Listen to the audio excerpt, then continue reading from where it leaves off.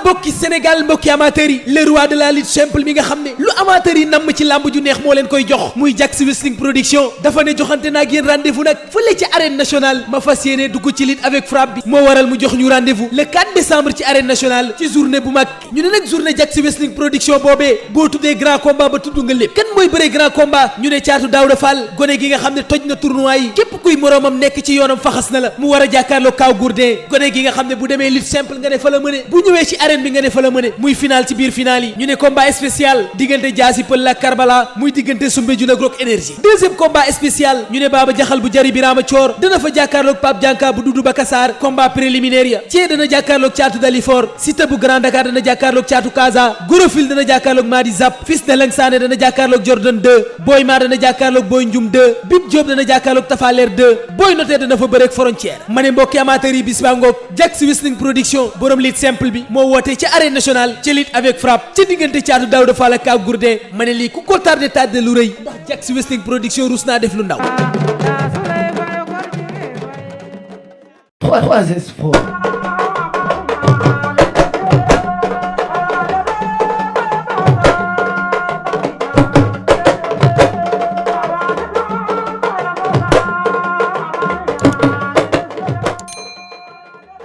jërëjëf suñ mbokk internet yi ñu ngi leen di nuyu bu baax a baax di leen siyaar di leen jox seen wàccuwaay amaan mbégte tey ñu teew fii ci asalem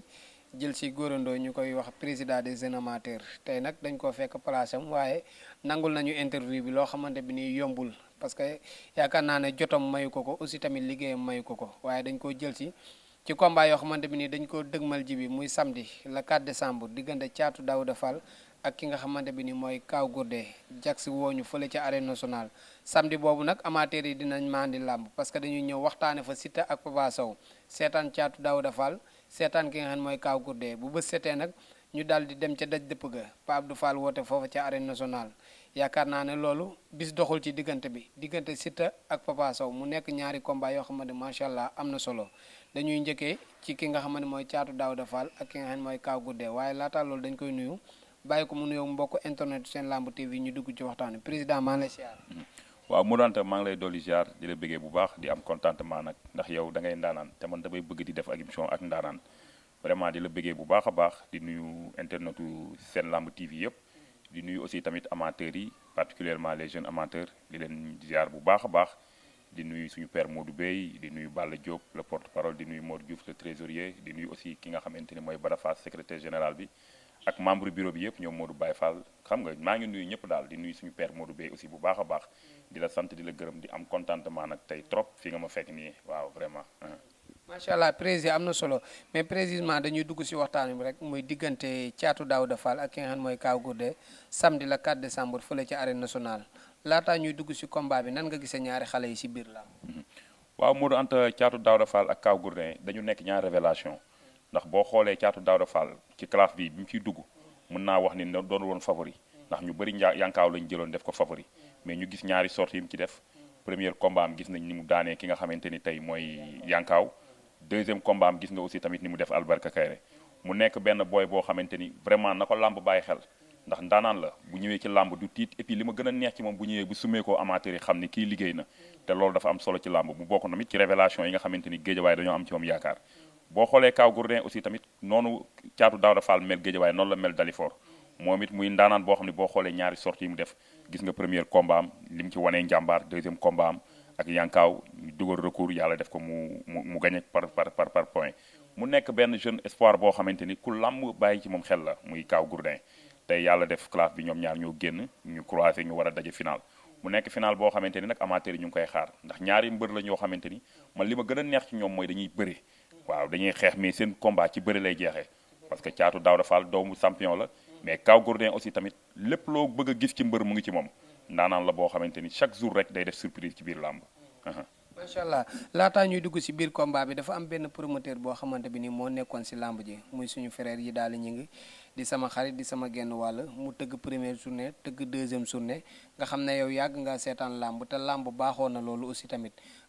Gaston Mbengue organisé woon na fi kalaaf ki nga xam ne mooy Luc Nicolaï diggante Zos ak Lac de Guiers moo yeggale li nga xamante bi ni mooy final bi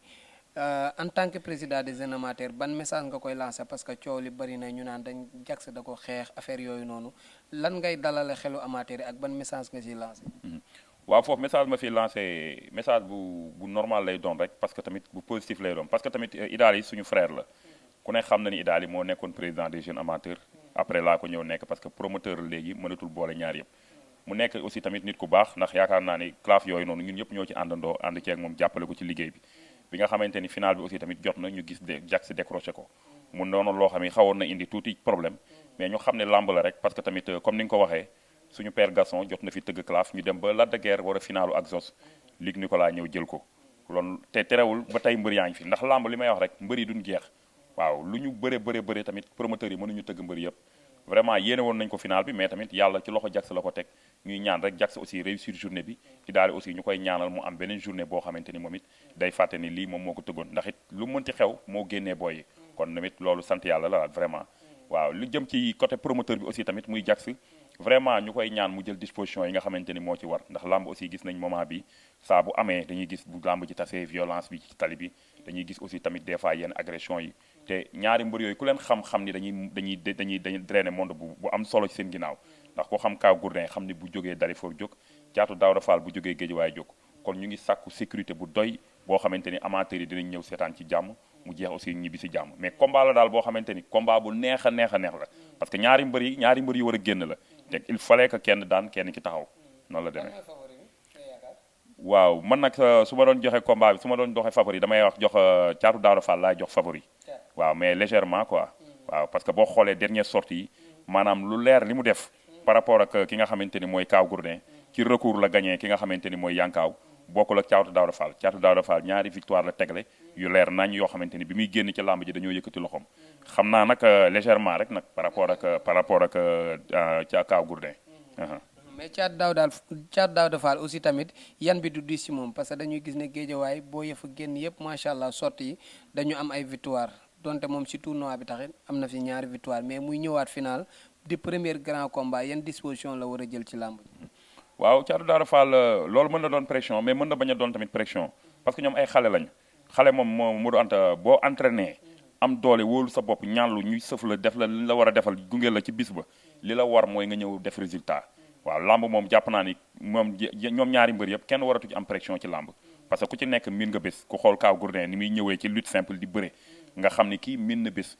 Caatu Daawda Fall aussi tamit comme ni ma la ko waxee révélation la biir Géejawaay boo xoolee école de lutte Balla Gaye ay jamono da nga fa daan gis ñoom Mame Balla no recul ñoom ki nga xamante ni ñooy gàkku 2 daan fa gis ñoom bébé Elton ñoom Elton Junior ay boy yu saf lamb yoo xamante ni ñoo fa nekkoon ay ñoom suko sim tey boo xoolee ñoom ndigal ñoo ñëpp tey jii gisatoo leen ci lamb donte ñu ngi ci biir ba tey léegi nag dafa nekk benn révélation bu génn ci suuf waaw position am instant bi ñu toll nii may na ko lu ne ci lamb bu fekkee nag xam na tey jii fi nga xamante ni foofu la ko waa Géejawaay teg parce que mbër la boo xamante ni moment bi ñu toll nii lamb jox na ko bopp te vraiment saa bu ñëwee day def résultat te bu day indi état te ku ko xool xam ni doomu mbër la waaw lépp lu war ci lamb da koy def Kaw Gourdin bi nga xamante bi ni moom stade bi seen ginnaaw kër la nekk nag yan disposition la war a jël ak ay supporters am pour ñëw arène nationale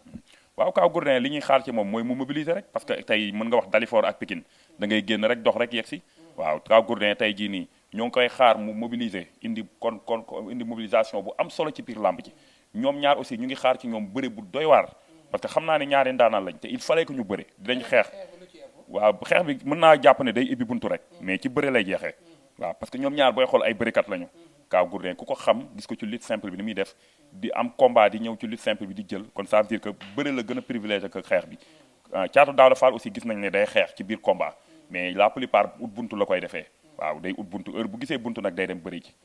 mais daal ñu ngi xaar ci ñoom ñu ànd ak dal sensibiliser seen ay supporters woo leen ci non violence woo leen ci dal parce que lamb image boobu la soxla lamb soxlaatul dama ay chaise lamb soxlawul ñëw ci stade bi di jël ay ndox di sànni sa adversaire lamb soxlawul ay agression lamb li mu soxla mooy nga sañ sa ba rafet ñëw toog seetaan sa mbër ñaanal ko jàmm bu ko yàlla mayee ndam nga sant yàlla bu ko yàlla mayee safaan nga jóg faxasu félicité ki la daan ñi ñaan yàlla bu la boo amaatee combat yàlla may la ndam mais vraiment yi ñu gis dernier moment bi ci arène bi rafetluñu ko ñun amateurs yi te ñu ngi ciy daj lu ne dem nañ ba teg trophée des amateurs pour nga xamante ni supporter bu gën a yaru rek ñu décorer la ko ci fin d'année bi mais vraiment gis nañ fan yi daal lii am nii ba ci combat barki dem Pakala Forza lu ñu ñaawlo la muy chaise yi ñuy damm di sànni parce que foofu ñuy toog ñoom ay noble lañ foofu fauteuil sax jomb leen ñoom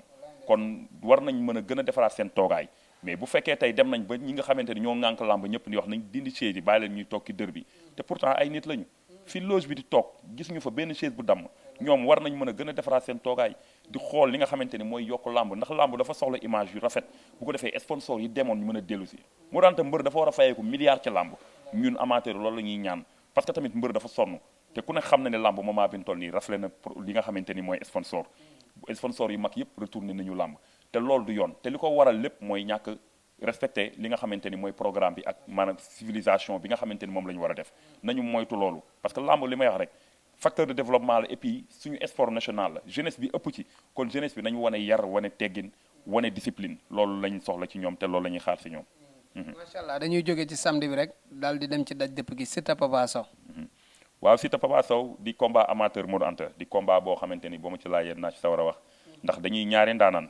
Siteu ku ko xool ak li nga xamante ni diggante bi mu ñëwee ci làmb ak léegi mbooloo bi topp ci ginnaawam nga xam ni mbër la boo xamante ni du fooye bés te fi mu dëkk muy jàmm gën dañoo am ci moom yaakaar mais boo xoolee dernière sortie yi nga xam ni jàmm gën dañ ko def yépp muy diggante Nékorél ak ki nga xamante ni tey mooy Marley ak ki nga xamante ni mooy Abou Niass ak Pam Ndoy ñaari sortie yépp dañ ci jël ay défaite loolu aussi tamit war a am leneen loo xamante ni war na ko jàngal moom ci taxawaayam ci combat bi mu jëm ba pare ñu dese beneen combat aussi tamit boo xamante ni combat bu am enjeu la ci ñaari écuries muy diggante Mama Lamine ak ki nga xamante ni mooy Garga 2 kon tey Siteu lépp loo xamante ni moo ngi koy préparé ci combat bi rek war na ko xoolaat bu baax a baax a baax Papa Sow aussi tamit nekk benn mbër boo xamante ni mën nga wax ni mbër la bu spécial ci biir mbër yi parce que boo xoolee tey jii mën naa wax ni ñi mu doon bëreel génération yu ci bari bàyyi nañu làmb wala tollootuñu fi mu toll mais li ko may loolu yëpp fulla la ak fayda ak gëm-gëm Papa Sow bu ñëwee làmb boo ko xoolee di nga xam ni entraîné na di nga xam ni ñaanlu na buy daan day daan ci njàmbaar buy daanu aussi day daanu ci njàmbaar muy ñaari mbër yoo xamante ni daal ku ci nekk am na fu la làmb di xaar kon ñu ngi xaar le dimanche bi nga xamante ni mooy le 5 décembre combat bu neex a neex combat boo xam ni jàpp nañ ni dina am xeex dina am bëre parce que ñaari mbër lañ yoo xamante ni xam naa ni fa ñuy jógee dinañ leen yàpp te bu ñu ñëwee aussi dinañ wane lu dal xelu amateur yi. ki bëgg a daan dina xeex. si xeex bi moom gëm naa ni mën na ibbi buntu mais ci bëre lay jeexee parce que tey ji ku xool Papa Sow xam ni day xeex ci biir làmb mais xeex bi muy xeexu une deux lay xeex pour ubbi buntu waaw heure bu adversaire am riposté mu daw song la day bëri ci ay flanc day bëri aussi tamit ci ay tànk Siteu aussi gis nañ muy dóor mu daanu mais si kaw mu natt la mbër mi muy bëreel déplacé wu bu natt la gauche natt la droite dara lay arsal dóor la gauche parce que mu ngay crochet gauche bu bon boo xamante ni heure bu la nattee bu la fekkee ci aksam bu la dóoree mën nga wàcc waaw moo tax jàpp nañ ne lu ne nag mën na ci am ndax dóor mu daanu moom à tout moment mën na ñëw ci biir combat mais Papa Sow aussi tamit bëre bi mën nañ wax ni moom la gën a privilégié ka xeex bi. nga yaakaar ne combat bi mën naa yàgg. waaw bu fekkee dañoo ñëw ñoom ñaari mbër yëpp nag ñu yàpp leen parce que xam nga bés aussi tamit des fois mu diis ba nga xamante ni ku ci nekk ci ñaari mbër yi te bul fàtte nit ñaari mbër yi ku nekk ci défaite nga jóge Siteu ci défaite la jóge Papa Sow ci défaite la jóge kon kenn ci ñoom du ñëw di asaaloo combat am gëm naa ni dana am benn round d'observation bu am bu arbitre bi soufflé ku ne di nga xool sa morom lan la indi waaw jéem a xool noo ko jaxasee pour jéem a bëri ci sa xel mais gëm naa ni du yàgg gëm naa ni bu ñu ko defee benn 5 minutes bu ñu jëlee avertissement bu ñu ñëwaatee dinañ bëri macha allah fi may jeexale mooy que ban kàddu ngay wax ki nga xam ne mooy promoteur bi en tant que président des jeunes amateurs. waaw promoteur bi message bi ñu koy lancé muy suñu frère Pape Abdou Fall vraiment mooy mu gën a veiller ci sécurité bi parce que arène nationale Modou ñun fa lañ dëkk mais dafa nekk benn zone boo xamante ni képp ku fay tëgg lamb rek ñun li ñuy sàkku ci yow mooy nga indi fi service d'ordre bu mat parce que tamit nekk na milieu boo xamante ni boo xoolee li ko wër di technopole yëpp moment bi ñu toll nii ñu ngi jóg jël seen ay matuwaay fii may waxee yow nii am na ci yoo xamante ni sax doo ko bëgg sax di wax parce que tamit ñoom ñi fa dëkk jóg nañu parce que mënatuñ jaay seen ay kër yi fa nekk mais gis nañ violence bi nga xamante ni bu tasee ci làmb ji day ñëw di dugg ci seen biir seen zone ñoom jël nañ seen ay matuwaay te am na loo xamante ni dañuy wax magum waxoon naa ko magum xamoon naa ko moo gën ñu teel leen alerte ñoom promoteurs yi ñu jël seen ay matuwaay Siteu ku ko xam ni mbër la moo xamante ni dafay drainer benn monde boo xamante ni kenn xamul nu mu toll Papa Sow aussi tamit bu jógee parcelle yëpp jóg kon nañu fexe ba sécurité bi ñu zalone ko mu wër Pikine parce que Pikine marché Zinc mu ngi ci ginnaawam di marché bu mag boo xam ne ay commerçant ñoo fa nekk marché syndicat mu ngi ci ginnaawam ñi fa dëkk tey ci technopole bi alentour technopole bi ay doomu aadama lañu kon tey jii nii war nañ leen mën a sécuriser ba nga xamante ne lamb ju fa mënti am bu jeexee aussi tamit nit ñi dinañ ñibbi si jàmm mais tey dañuy gis des fois bu lamb tasee violence bi ñuy gis loolu rafetluwuñ ko te loolu honoré wul lamb te ñun aussi ay acteuru lamb lañ duñu xool ba dara am fa ñuy doog a wax fekk na boobu waroon nañu wax bu yàgg promoteur bi ñu ngi koy lancé message jouru lamb ji aussi mu teel a ibbi buntu yi nga xamante ne benn nit du ñëw di dajaloo foofu ku ñëw di nga mën a dugg ci biir lamb ji ñi nga xamante ne dugguñu ci lamb ji aussi taxaw ci buntu bi ñi nga xamante ni en face stade bi fa la ñuy toog ñu dégager leen foofu parce que loolu aussi lu Modou lu jar a wax la boo xoolee lamb léegi ñu ci bari duñ ñëw dugg boo xoolee ñiy def agression bi yépp ci buntu lamb ji la ñuy taxaw bu ñu mayee porte ñu dugg bu ñu mayewul porte ñu xaar ful bi génn ñu ànd ak ñoom léegi ñooñu nañ leen dégager foofu bu ñu leen dégager foofu rek dootuñu bokk ci lamb ji mais tant que ñu ngi toog di déglu rythme lamb ji dañuy bokk léegi dañuy bokk ci ambiance bi léegi loolu mooy waral ba lamb ji tasee rek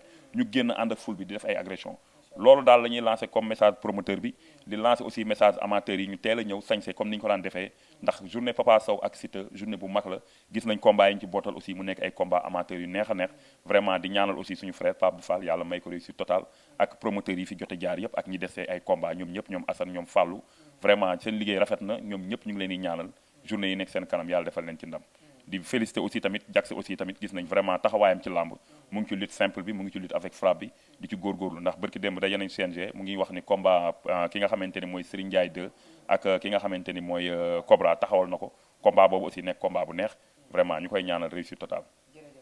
merci beaucoup merci macha allah ji bi noonu la demee kooku mooy Gora Ndoye di président des jeunes amateurs di koo xamante bi ni wax dëgg yàlla kenn la si ñun nekk koo xamante bi ni wax dëgg yàlla nit ku baax la di nuyu ñi nga xamante bi ni moom la bokkal li nga xamante bi ni mooy groupe boobu ku ci mel ni grand Mor Sey suma xarit suma waay ku ci mel ni grand Mor Diouf bu Parcelles ku ci mel ni Balla Diop ku ci mel ni ki nga xamante bi ni ndeysaan mooy Ibra Faye ki nga xam ne mooy Modou Baye Fall borom xel comme automobile wax dëgg yàlla nekk nit ku baax grand àlla ñoom ñëpp ñoo ngi leen di siyaar bu baax a baax di leen jox seen wàccuwaay di nuyu suñu jigéen ña fa nekk ku ci mel ni soxna Awa Wan sama tante maa ngi koy siyaar ku ci mel ni maam Diarra ñoom ñëpp ñu ngi leen di siyaar boo limee daal da ngay juum jibi di leen jox dig daje ba beneen yoon incha allah ci seen lambu TV jërëjëf. 3S Sport